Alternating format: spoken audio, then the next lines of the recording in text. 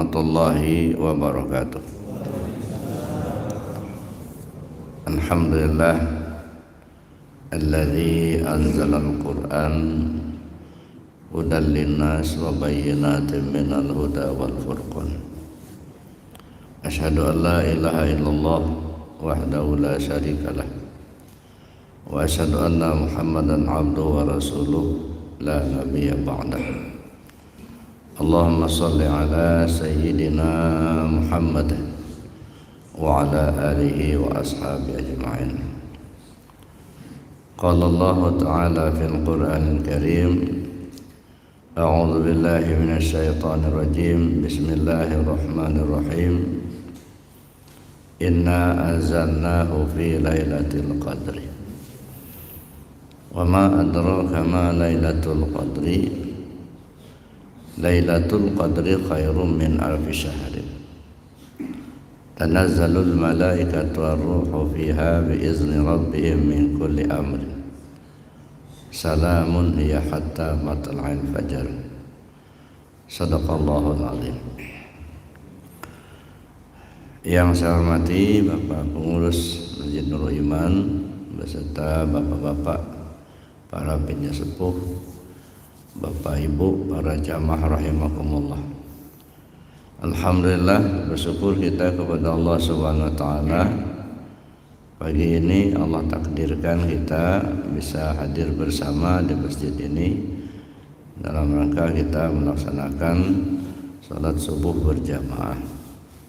Mudah-mudahan amal ibadah kita mendapatkan ridha Allah Subhanahu wa taala. Amin Allahumma amin. Sekarang kita sudah berada pada 17 Ramadan. Di 17 Ramadan ini kita diingatkan dengan peristiwa turunnya Al-Quran.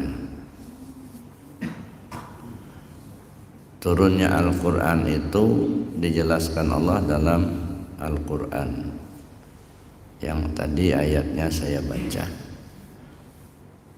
Allah berfirman, Bismillahirrahmanirrahim, Inna anzalnahu fi lailatul qadri.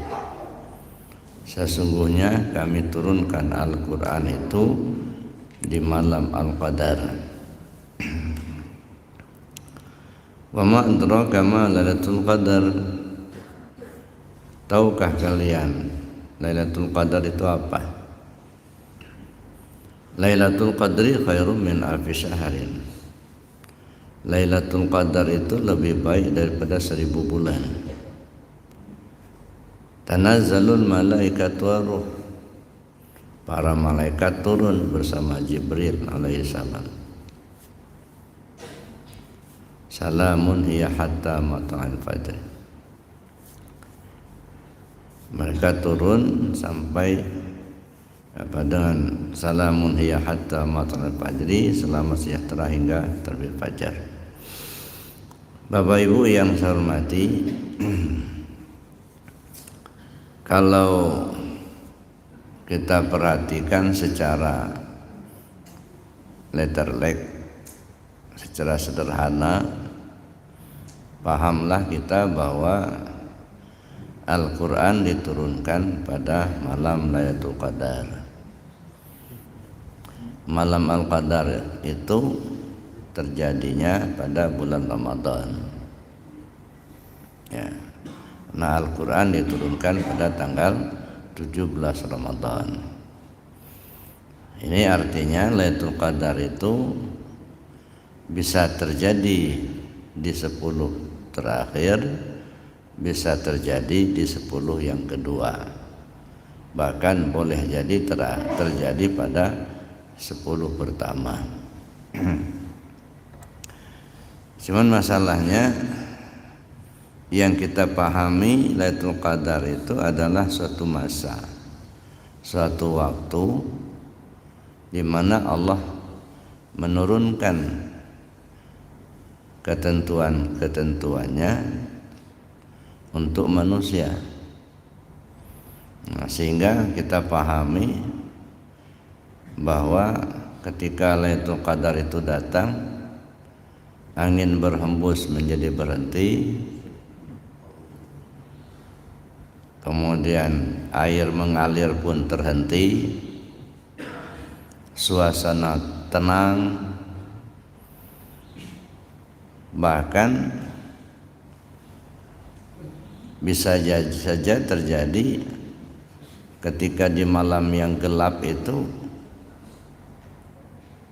terjadi terang tanpa lampu.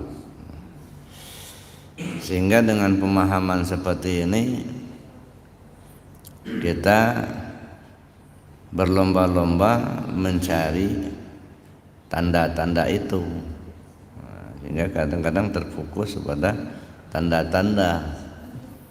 Nah, pernah nggak Bapak Ibu menemukan itu? Enggak. Ya. Selama hidup ini ada sekian puluh tahun umur kita, tiba-tiba keluar kita di malam hari gitu ya, yang gelap gulita terang. Belum pernah ya? Berarti belum dapat itu keadaan. Nah, ini kita kadang-kadang diarahkan kepada hal seperti itu, tanda-tanda. Nabi SAW menyatakan taharru lailatul qadri, bersungguh-sungguhlah kamu untuk mendapatkan Lailatul Qadar itu di malam yang ganjil 10 terakhir di bulan Ramadan. Nah, dengan memahami hadis ini, terkadang pengurus bingung kalau malam ganjil penuh, begitu malam genap sepi. Penduyun-duyun datang di malam ganjil, di malam genap nggak datang. Mana si anu? Nanti kalau ganjil baru datang. Ya begitulah ya pemahaman. Kita tidak bisa menyalahkan, namanya pemahaman. Tapi pada pagi hari ini saya ingin mengajak kita untuk memahami Lailatul Qadar itu dalam perspektif tasawuf. Pertama kita lihat perjalanan Ramadan ini sebenarnya mencerminkan kembalinya diri kita kepada Allah. Kesana dulu arahnya. Di perjalanan Ramadan itu mencerminkan arah hidup kita ini. Pertama kita lihat sumu li ru'yati, berpuasalah kamu karena melihat bulan. Waftiru li ru'yati, berbukalah karena melihat bulan. Fa in ghumma alai, kalau awan mendung sempurnakan 30 hari. Secara lahiriah, secara syariat, tentu saja bulan yang kita lihat yang ada di langit namanya hilal. Hilal itu cahaya bulan yang belum muncul. Nah, terlihat ada cahayanya, tapi bulannya belum kelihatan. Nah, ketika terlihat cahayanya itu atau terlihat hilal, itu berarti bulan itu sudah dekat, sudah mau muncul. Kalau sudah cahayanya kelihatan, itu berarti sudah masuklah bulan itu. Maka kita wajib puasa. Itu satu. Hilal itu apa? Nah, kalau secara syariat saya jelaskan tadi, itu adalah cahaya bulan. Tapi secara hakikat atau secara ma'rifat, apabila bulan sudah terlihat, hilal sudah terlihat, maka wajib puasa. Kalau kita ibaratkan diri kita ini adalah bulan, kapan hilal terlihat? Ketika kita sudah dewasa. Nah, sudah dewasa. Nah, karena kalau sudah dewasa, berarti kita sudah memahami adanya diri kita. Kita sudah paham bahwa kita ini melihat kita ini mendengar, kita ini kuasa, kita ada keinginan, kehendak. Kesadaran kita tentang itu menunjukkan bahwa kita ini sudah kuat, sudah dewasa. Tahulah kita api itu panas, tahulah kita kalau air itu membasahi gitu ya. Tahulah kita kalau tajam itu melukai gitu. Tapi kadang-kadang belum juga terpahamkan oleh kita. Nah, fa'in ghumma alai, kalau tertutup awan maka cukupkan 30 hari. Artinya apa? Kedewasaan seseorang itu dilihat dari dua sudut pandang. Pertama, dewasa karena tanda, alamat, artinya dewasa ditunjukkan oleh tanda. Kalau perempuan haid, kalau laki-laki mimpi basah. Kadang-kadang yang perempuan itu juga 8 tahun sudah haid. Laki-laki bujang umur 13 tahun sudah mimpi. Tapi kalau itu tidak terjadi, artinya ghumma, enggak terjadi, belum dewasa. Cukupkan 30 hari, artinya cukupkan waktu. Cukupkan bilangan waktu. Bilang waktunya kapan? Kalau perempuan 9 tahun, kalau laki 15 tahun. Nah, ini cukupkan waktu. Nah, jadi kalau sudah 9 tahun, walaupun bagi wanita, walaupun dia belum haid, itu sudah dianggap dewasa. Nah, laki-laki 15 tahun, walaupun dia belum mimpi basah, nah, dia sudah dianggap dewasa. Nah, ini artinya hilal sudah mulai terlihat. Kalau hilal sudah terlihat, sudah dewasa, apa yang harus kita lakukan? Kalau di dalam syariatnya saum, puasa. Nah, hilal Ramadan terlihat, puasa. Hilal Syawal terlihat, maka buka. Nah, puasa itu apa? Puasa itu menahan. Kalau puasa dalam syariat, dia jelas menahan makan dan minum mulai terbit fajar sampai terbenamnya matahari. Tapi dalam konteks ini yang ditahan adalah keakuan diri. Keakuan diri, mengaku kita yang kuasa, mengaku kita yang berkehendak, ngaku kitalah yang hidup, ngaku kitalah yang berilmu.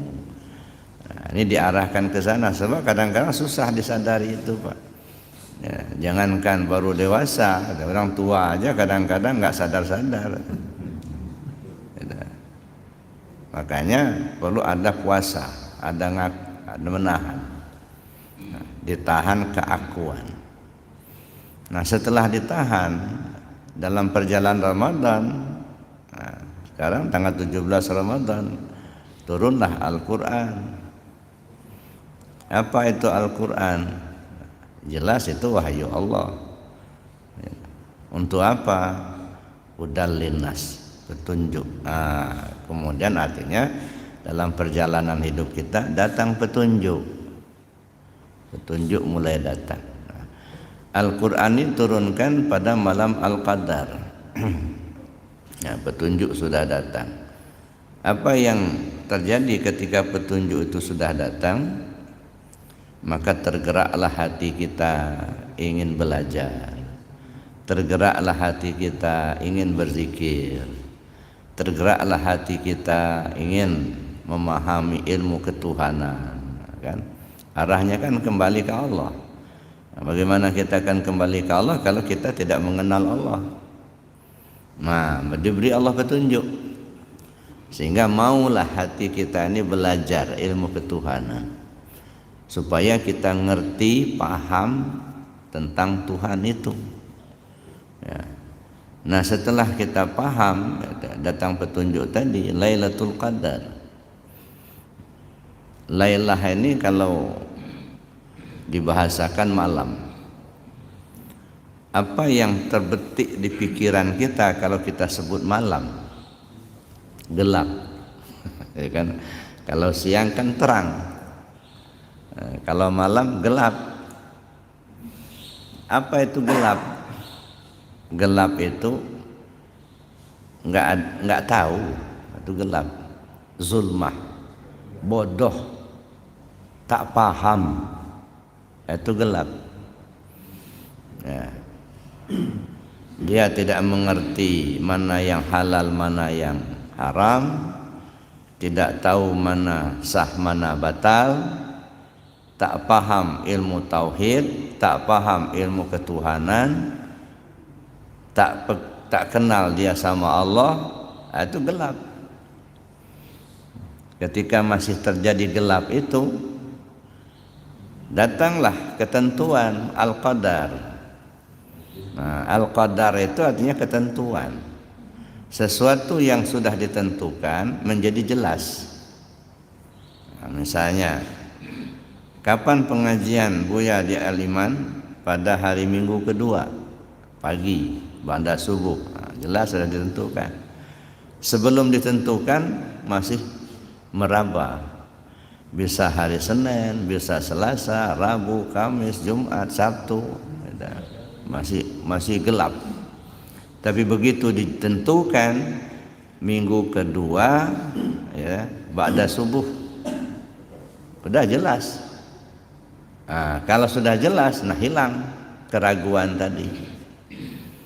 Nah, Allah beri petunjuk, paham, ngerti kita tentang ketuhanan itu. Ketika kita sudah mengerti, paham kita tentang ilmu ketuhanan, mengenal kita akan Allah dengan sempurna, maka yang tadi tidak rajin ibadah menjadi rajin ibadah. Yang tadinya tidak kenal zikir menjadi kenal zikir. Yang tadinya malas berzikir rajin berzikir. Yang tadi tidak mengenal Allah menjadi kenal Allah. Nah, ketika kita sudah masuk ke pengetahuan itu, mengenal kita akan Allah, kenal kita Allah yang kuasa, kita yang lemah. Kenal kita Allah itu kaya, kita yang miskin.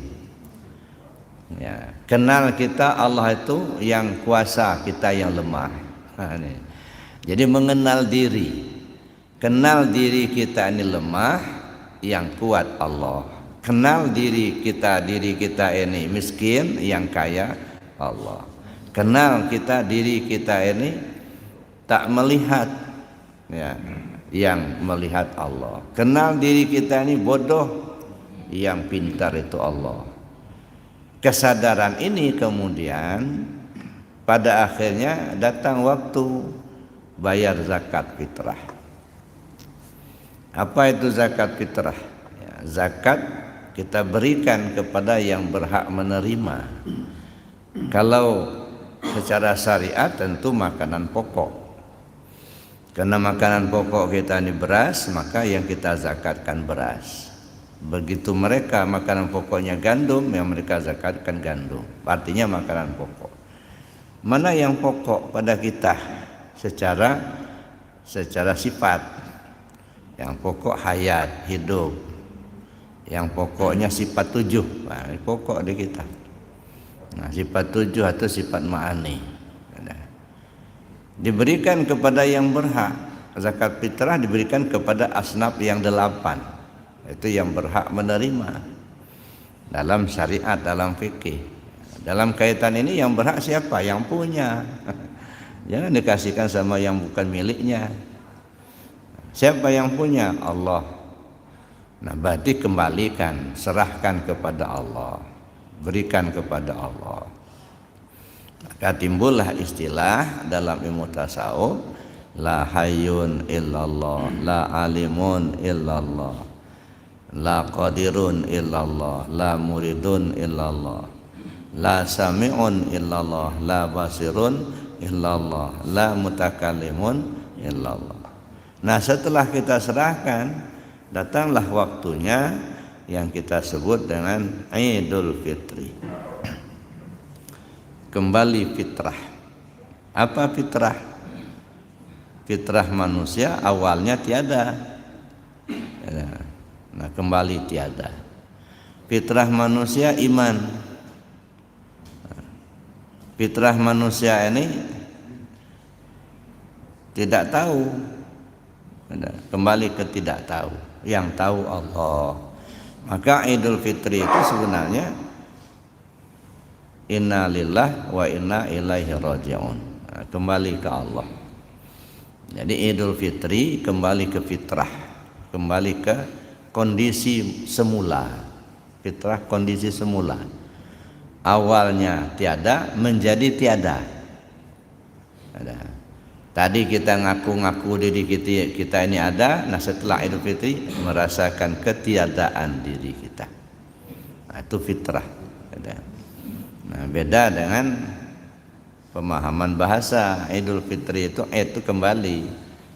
Fitir itu futur. Futur itu apa? Sarapan pagi. Nah, Idul Fitri balik sarapan pagi. Nah, jadi begitu 1 Syawal, nah balik sarapan pagi balik. Makanya kalau Idul Fitri itu jangan berangkat dulu untuk sholat Id sebelum sarapan dulu. Namanya Idul Fitri. balik makan pagi. Kemudian timbullah istilah halal lebih halal. Halal lebih halal itu apa? Melakukan perbuatan yang halal di saat sudah dihalalkan. Makan minum halal. 1 Syawal waktunya sudah dihalalkan, maka disebut halal bihalal. Kalau sekarang kita makannya halal, cuman masih haram, maka disebut halal biharam. Jangan dulu, nanti 1 Syawal baru halal bihalal. Jadi Bapak Ibu yang saya hormati, nah sampai di sini apa yang bisa kita pahami sebenarnya? Kembalinya diri kita ke Allah. Nah makanya kata Allah as-saumu li wa ana ajzi bihi. Banyak orang memahami puasa itu untuk aku, kata Allah, aku yang akan membalasnya. Emangnya Allah tuh butuh puasa kita? Allah enggak butuh enggak? Sedunia ini orang puasa Allah enggak untung. Enggak satu pun manusia di dunia ini yang puasa Allah enggak rugi. Jadi Allah enggak butuh puasa kita. Kalau dikatakan puasa itu aku yang membalasnya, kata Allah, emangnya kalau yang sholat, yang sedekah bukan Allah yang membalasnya? Tetap Allah juga kan yang membalasnya. Nah, jadi kalau menurut saya as-saumu li artinya apa? Puasa itu untuk menuju aku. Nah kita tahan itu gunanya apa? Untuk menuju Allah. Nah kalau sudah menuju Allah sampai ke Allah, ana ajzi bihi, aku yang menjadi balasannya, bukan pahala lagi Pak. Ya, jadi bukan pahala, bukan surga lagi urusannya, aku jadi balasannya. Kalau kita anekdotkan, ada seorang gadis cantik, ya, rebutan remaja. Kata si gadis ini, siapa yang bisa datang ke rumah saya pada jam sekian, maka aku jadi balasannya.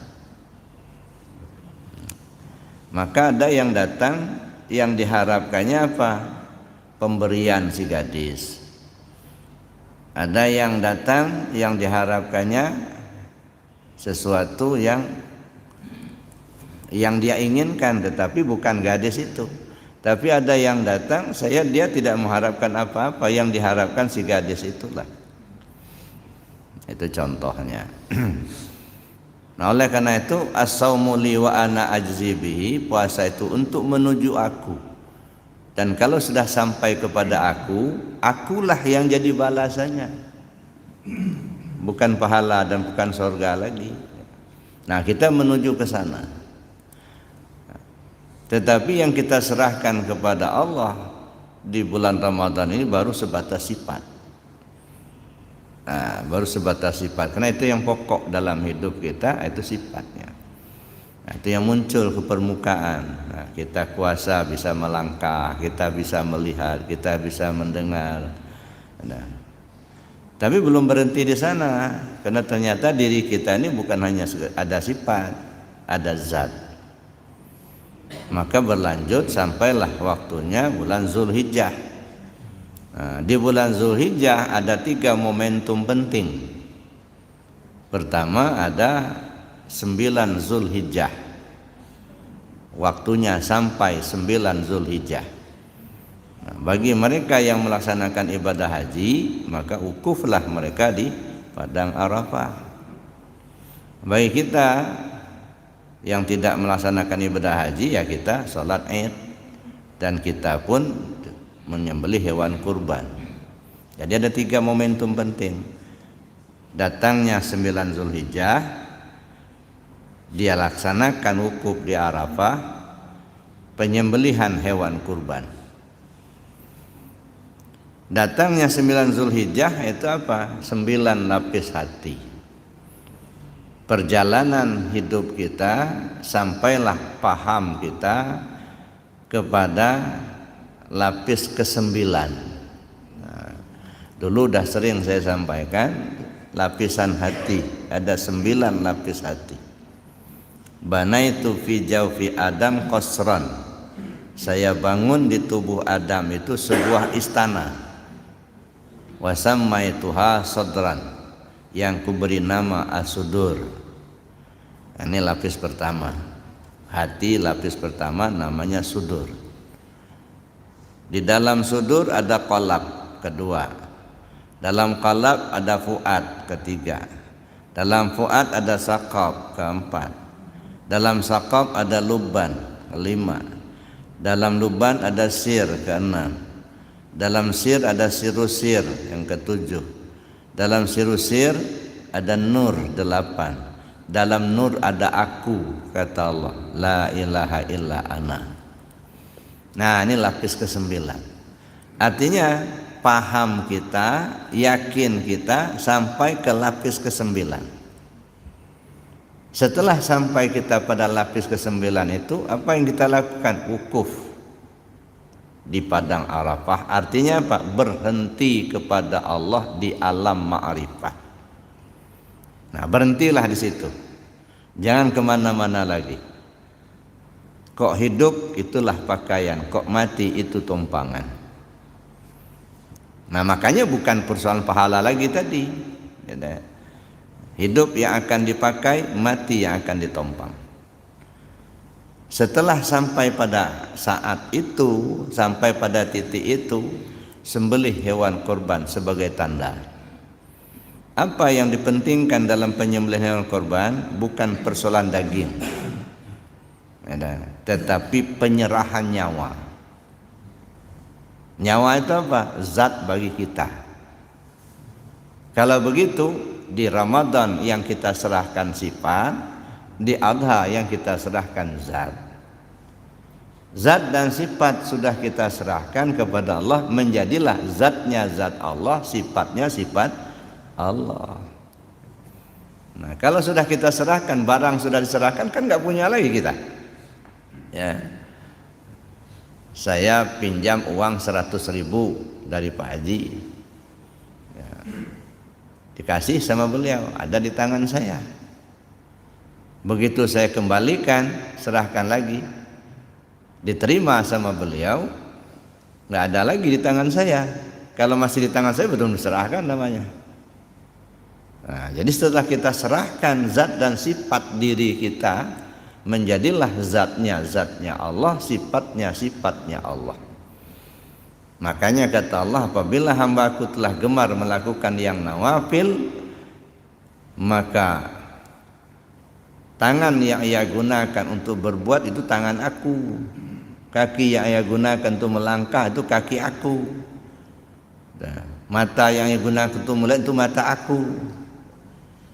Nah, kalau sudah sampai perjalanan kita ke situ, nah disitulah pemberhentian, terminal akhir.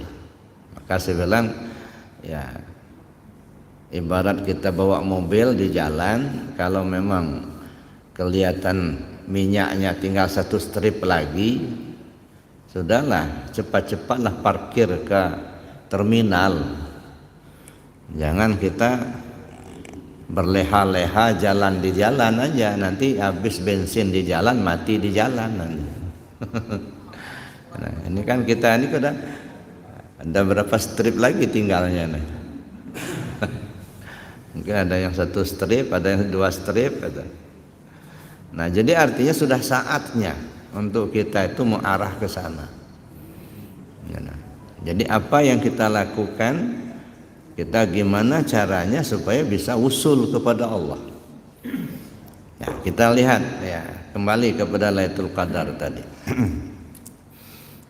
Al-Quran itu diturunkan pada malam Al-Qadar. Situasi masyarakat Arab ketika Al-Quran diturunkan masih dalam keadaan gelap, yang kita kenal dengan istilah jahiliyah. Ya, tidak mengenal Allah, ya, tidak mengenal hukum-hukum Allah. Kalimat tauhid yang dulu diajarkan, disampaikan oleh Nabi Allah Isa alaihissalam sudah mereka tinggalkan, tidak dipakai lagi. Dalam situasi yang gelap itu, maka Allah turunkan Al-Quran. Nah, begitulah gambarannya kehidupan kita. Oleh karena itu di malam Al-Qadar ini sangat boleh jadi kita mendapatkannya di malam genap. Bisa saja si B mendapatkan di malam ganjil gitu. Nggak sama, Pak. Jadi bukan sekali turun, enggak. Si A mendapatkan di malam genap, si B dalam malam ganjil. Nanti si C nanti mungkin 10 terakhir baru menemukan. Kenapa? Petunjuk. Jadi Lailatul Qadar itu artinya petunjuk untuk ma'rifat kepada Allah. Maka kita berlomba-lomba untuk mencari Lailatul Qadar itu pada malam yang ganjil. Yang malam gelap, yang tidak tahu, yang ganjil itu ya Allah yang ganjil. Tak tahu sama Allah, maka berusahalah. Ya. Nah, apa yang perlu kita usahakan? Yang pertama, kita berusaha untuk belajar. Yang kedua, kita berusaha lewat amal. Nah, jadi pengetahuan dan amalan. Jadi antara amaliyah dengan ilmiah ini harus sejalan, Pak. Nggak bisa kita mengambil salah satu, membuang salah satu. Pokoknya beramal, jalan aja. Mau kemana, Pak? Nggak jelas dah. Jalan-jalan. Asal jalan tapi nggak tahu arah, ini bisa kesasar. Nah, tapi begitu kita tahu arah tapi tidak jalan, nggak nyampai juga. Tahu persis kita kalau mau ke Jakarta dari sini, dari rumah kita naik angkot misalnya atau naik bis sampai kita ke Bakau. Di Bakau nanti kita naik kapal feri sampailah di Merak. Sampai di Merak naik mobil bis ke Rambutan. Dari Rambutan nanti ambil angkot nomor sekian menuju alamat. Tahu persis tapi duduk nongkrong di Bandar Lampung, kira-kira tahu sampai enggak? Ya enggak, cuman teorinya aja. Ya. Begitu juga jalan aja, mau kemana, Pak? Mau Jakarta. Tapi kita enggak tahu Jakarta itu ada di mana. Pokoknya kata orang, kalau ke Jakarta tuh naik mobil. Berhentilah kita di halaman rumah kita, lewat truk, mobil, naiklah kita. Enggak taunya mobil karet PTP ke Jambi. Balik kita, Pak udah nyampai, Pak katanya. Balik kita, nggak enak Jakarta itu sepi karet semua. Kenapa? Nggak tahu alamat. Maka diperlukan tahu alamat dan harus ditempuh perjalanan itu. Maka saya katakan ilmiah dan amaliyah. Nah, inilah isyarat daripada Lailatul Qadri khairum min alfi syaharin. Lailatul Qadar itu lebih baik daripada 1000 bulan. Maksudnya apa? Amaliyah yang kita lakukan di malam Al-Qadar itu nilainya sama dengan amaliyah selama 1000 bulan. Apa maksudnya ini? Tafakkur sa'atan khairum min salati alfi sanah. Berpikir sejenak, sedetik bagi orang arif billah itu lebih baik daripada salat selama 1000 tahun. Jadi amal ibadahnya seorang arif billah jauh lebih baik daripada amal ibadahnya orang yang tidak arif billah. Makanya disebut Lailatul Qadar khairum min alfi sahrin. Al-abid sayyarun ilal jannah wal arif tayyarun ilal qurbah. Orang abid hanya rajin ibadah tapi tak kenal Allah. Pokoknya rajin betul kalau ibadahnya, tapi Allah yang dia sembah dia nggak paham. Pokoknya Tuhan itu namanya Allah, nama. Siapa yang bernama Allah itu dia nggak tahu. Di mana Allah itu nggak paham. Ini abid. Al-abid sayyarun ilal jannah, ibarat jalan kaki menuju surga. Makanya tidak heran kita kalau abid yang dipikirkannya surga sama bidadari. Banyak-banyak ibadah supaya masuk surga. Banyak-banyak ibadah biar ketemu bidadari. Ini ibarat jalan kaki menuju surga. Tapi orang arif billah tayyarun ilal qurbah, terbang menuju Allah. Dia nggak mikirin surga lagi, nggak. Dia nggak mikirkan bidadari, nggak. Yang diinginkannya Allah. Nah, ini yang disebut dengan ana ajzi bihi, aku yang jadi balasannya. Kembalinya diri kita kepada Allah dengan sempurna. Nah, itulah itu qadar. Nah, oleh karena itu bersungguh-sungguhlah kata Nabi, taharru, bersungguh-sungguh. Jangan ecek-ecek, asal-asal, sungguh-sungguh mencari ilmu ketuhanan itu. Cari gurunya. Jangan hanya baca buku, cari betul yang ahlinya. Supaya kita terbimbing usul kepada Allah. Karena yang kita tuju bukan pahalanya, tapi Allahnya. Nah, makanya orang-orang yang dibukakan Allah hatinya ke arah itu, dia nggak mikirkan lagi berapa duit yang akan dikeluarkan, ya, berapa masa yang akan dia lalui, enggak. Yang dia pikirkan itu gimana supaya usul kepada Allah. Maka tidak heran kalau ada orang dari muda, Pak, ya dah, mencari ilmu ketuhanan itu sampai tua. Ya, dia nggak mikirkan bagaimana supaya duitnya banyak, bagaimana supaya harta, enggak. Yang dia pikirkan gimana bisa usul ke Allah. Maka seringkali ada orang yang mengorbankan hartanya untuk mencari guru agar bisa usul ke Allah. Mengorbankan waktunya. Ada yang sampai nggak mau nikah, Pak. Rabi Adawiyah itu nggak mau nikah. Bukan tidak ada yang melamar, banyak yang lamar, termasuk Hasan Basri itu melamar. Apa kata Rabi Adawiyah? Jawab pertanyaan saya sebagai maharnya. Kalau kamu bisa menjawab pertanyaan saya, nikah kita. Kalau enggak. Ya. Ketika nanti dikubur, ditanya mungkar nakir, kira-kira saya nanti bisa jawab enggak? Ya enggak tahu gimana jawabnya, belum ditanya kok. Nah, karena banyak pertanyaan-pertanyaan disampaikan, enggak ada satu pun yang bisa dijawab oleh Hasan Basri. Kalau begitu kita nggak bisa nikah. Kenapa Rabi Adawiyah nggak mau menikah? Bukan dia nggak tahu hukum tabatul, tahu persis, tapi takut betul kalau kecintaannya kepada Allah akan berbelah dua, akan berbagi. Dia ingin full cintanya hanya ke Allah. Artinya apa? Sanggup mengorbankan tidak menikah itu demi untuk cintanya kepada Allah, enggak mau terlepas. Nah, artinya banyak berkorban demi untuk mencapai ridha Allah tadi, kembali kepada Allah. Ini kalau tinjauan tasawufnya. Tapi kalau ditinjau fikih tentu ya Allah Rasul melarang seseorang yang bertabatul gitu ya.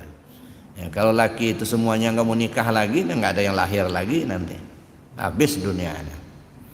Nah, maka dilarang. Nah, tapi secara individu itu orang mengorbankan hartanya, mengorbankan waktunya demi untuk mencapai ma'rifat kepada Allah. Nah, jadi makanya bersungguh-sungguhlah kamu untuk mendapatkan Lailatul Qadar itu di malam yang ganjil 10 terakhir. Artinya apa? Di malam yang ganjil, malam gelap, yang belum tahu Tuhan, bersungguh-sungguhlah mencari. 10 terakhir usia tua, Pak. Kan 10 terakhir kan sebenarnya selesai kan Ramadannya. Di usia yang senja begini, jangan lagi kita berleha-leha gitu. Ada mau cari pahala gitu, enggak itu lagi. Maka bersungguh-sungguhlah mencari Lailatul Qadar itu di 10 terakhir. Hanya ketika usia kita sudah lanjut, ya, bersungguh-sungguhlah. Ya. Makanya kata Nabi SAW, man balagha umruhu arba'ina sanatan walam yaghlib khairahu syarrahu falyatajahhaz ilan nar. Siapa orang yang usianya sudah 40 tahun tetapi kebaikannya tidak mampu mengalahkan kejahatannya, lebih baik lemparkan saja ke neraka daripada hidup di dunia. Lebih baik mati, Pak, daripada hidup. Kalau lama-lama hidup, kelamaan nanti di nerakanya. Umur nambah terus tapi kebaikannya enggak nambah-nambah, enggak. Ada dunia terus yang dikejar begitu. Dia enggak tahu tentang ilmu ketuhanannya. Oleh karena itu Bapak Ibu yang saya hormati, sungguh sangat mulia ya Lailatul Qadar itu. Tapi itu kita pahami ya secara ma'rifat ya. Jangan kita terobsesi ya bahwa kalau terkadar datang kita ke masjid tidur, kita menunggu-nunggu kapan angin enggak berhembus lagi. Begitu kita tidur rupanya kipas angin masih hidup. Begitu kita tidur dimatiin kawan, nah datang Lailatul Qadar. Enggak merembus lagi. Nah, jangan kita mau ditipu-tipu yang begitu. Jadi Bapak Ibu yang saya hormati, oleh karenanya masih ada kesempatan Ramadan. Artinya masih ada kesempatan diberi Allah hidup kita ini. Nah, mari kita bersungguh-sungguh. Ya, bersungguh-sungguh bagaimana? Bersungguh-sungguh dalam beramal, bersungguh-sungguh dalam belajar. Carilah guru yang ahli dan laksanakan amaliyahnya. Apa amaliyahnya? Zikir. Nah, ini yang ditekankan betul itu zikir. Untuk mencapai ma'rifat kepada Allah, selain kita perlu belajar, perlu kita jalankan zikir. Cuman kadang-kadang yang kita pahami zikir itu cuma hanya mengucapkan kalimat la ilaha illallah saja. Nah, ketika kita paham kita enggak nyampai, timbul penolakan. Masa zikirnya dikeras-kerasi, la ilaha illallah, Allah tuh enggak tuli enggak? Nah, lah. Ya, padahal kan benar, Pak. Yang tuli itu kan kita. Udah dipekik-pekikkan la ilaha illallah, masih enggak sadar-sadar juga gitu kan tuli. La ilaha illallah. Ya, telinga kita udah sering kali mendengar la ilaha illallah tapi enggak paham-paham juga. Nah, padahal la ilaha illallah la ma'bud illallah. Tidak ada yang disembah kecuali Allah. Itu masih umum itu. Itu apa namanya munajatnya orang syariat. La ma'bud illallah, tak ada yang disembah kecuali Allah. Maka dia rajin melaksanakan ibadah. Naik kepada tarekat, la maksud illallah, tak ada yang dituju kecuali Allah. Jadi dalam hidupnya selalu terarah menuju Allah. Berbuat karena Allah, bersedekah dia karena Allah, belajar karena Allah, beribadah karena Allah, melihat karena Allah, mendengar karena Allah, gerak karena Allah, diam karena Allah. Nah ini apa namanya, arahnya tarekat.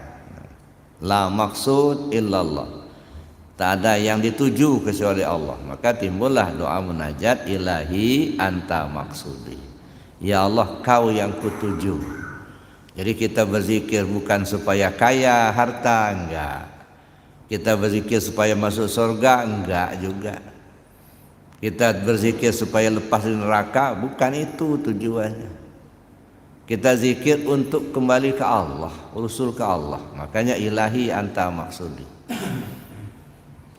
Naik ke alam hakikat, la maujud illallah. Nah ini yang ada di antara orang yang saya dengar, dia nggak setuju la maujud illallah, sebab katanya yang namanya maujud itu artinya yang dijadikan. Nah, kalau la maujud illallah berarti tidak ada yang dijadikan kecuali Allah lah yang dijadikan. Nah, kan tidak setuju. Nah, ini paham bahasa. Dia enggak paham hakikat enggak. Nah, ini kan bahasa hakikat, Pak. La maujud itu artinya tidak ada yang maujud kecuali Allah. Maujud itu apa? Nih, yang dijadikan. Nah, yang dijadikan ini apa? Ini bayangan, mazhar. Hakikatnya yang dijadikan ini enggak ada. Ini diri kita dijadikan, maujud, dijadikan. Hakikatnya ini enggak ada gitu. Maka disebut la maujud illallah. Yang maujud ini enggak ada, yang ada itu Allah. Dulu kita ini enggak ada. Kemudian dilahirkan di dunia melalui kandungan ibu kita menjadi ada. Perjalanan hidup kita sekian tahun kemudian, sekian puluh tahun kemudian menjadi tidak ada. Jadi dari tiada menjadi tiada. Isinya apa? Ya enggak ada. Awalnya enggak ada, kemudian nampak. Nampak itu kan wujud. Ada. Nah setelah itu lenyap, enggak ada. Mana si Anu? Udah enggak ada. Udah enggak ada. Jadi dari tiada menjadi ada, menjadi tiada. Hakikatnya yang enggak ada. Yang ada siapa? Ya yang ada itulah yang ada. Yang ada siapa? Ya Allah. Maka disebut la maujud illallah. Yang ada itu sebenarnya yang maujud ini, yang dijadikan. So yang wujud itu Allah gitu. Nah yang maujud, yang dijadikan ini hakikatnya enggak ada. Maka disebutlah la maujud illallah. Maka beda dipahami secara bahasa dengan dipahami secara hakikat. Nah, ini kan bahasa hakikat. Nah, jadi Bapak Ibu yang saya hormati, nah itu perjalanan kita menuju Allah. Nah oleh karenanya bersungguh-sungguh berzikir. Zikir ini, nah ada 4 tahapan zikir itu.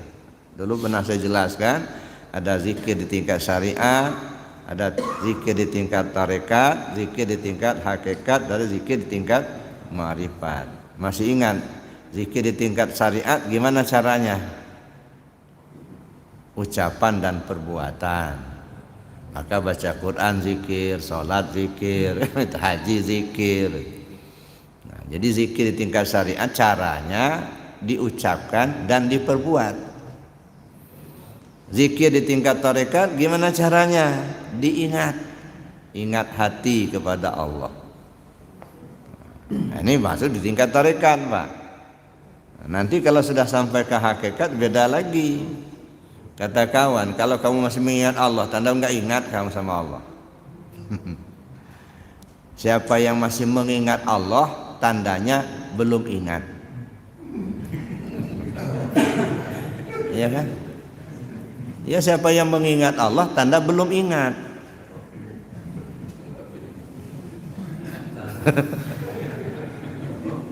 Kalau dia sudah ingat Allah, nggak mengingat lagi, nggak ngapain ingat terus. Ya.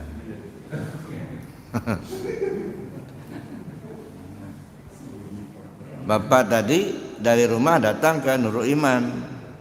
Di perjalanan belum nyampai ke Nurul Iman, masih menuju Nurul Iman, menuju masjid.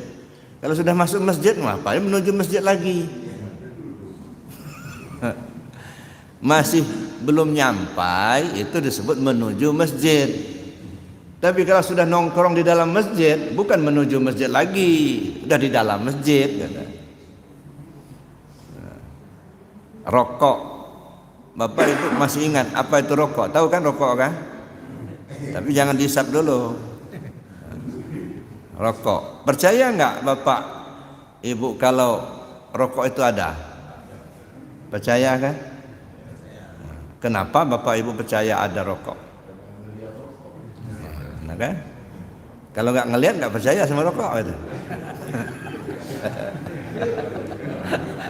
Karena melihat rokok, jadi kalau nggak dilihat nggak percaya sama rokok itu.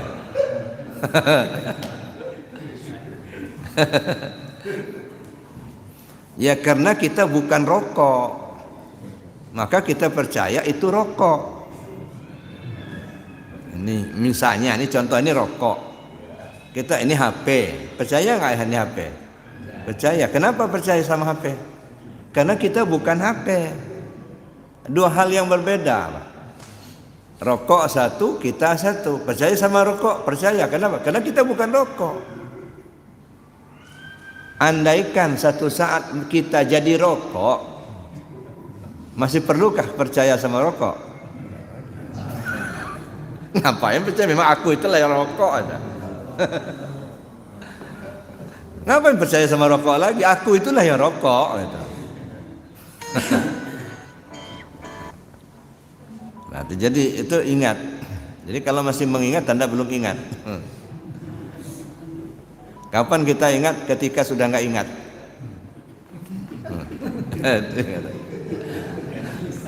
Agak bingung juga. Masya Allah. Artinya kalau kata masih mengingat-ingat, itu masih ada upaya, masih usaha kita. Ya. Tanda kita belum ingat, maka kita mengingat. Begitu kita ingat, enggak usah ingat-ingat lagi. Memang kita ingat, udah ingat.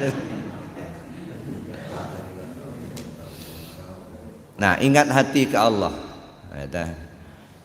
Naik lagi nanti ke hakikat. Nah, caranya bukan sekedar ingat, tetapi dirasa. Jadi caranya apa? Zikir rasa. Maka zikir itu sebenarnya, ya, puncak zikir itu bukan sebutan, kesadaran. Ya, kesadaran. Maka dirasakan. Nanti naik ke ma'rifat. Caranya gimana? Dipandang.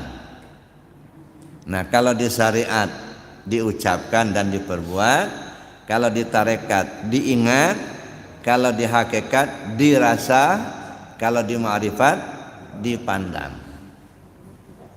Dan ini 4 macam zikir ini harus simultan, sekaligus terbawa pada saat sholat.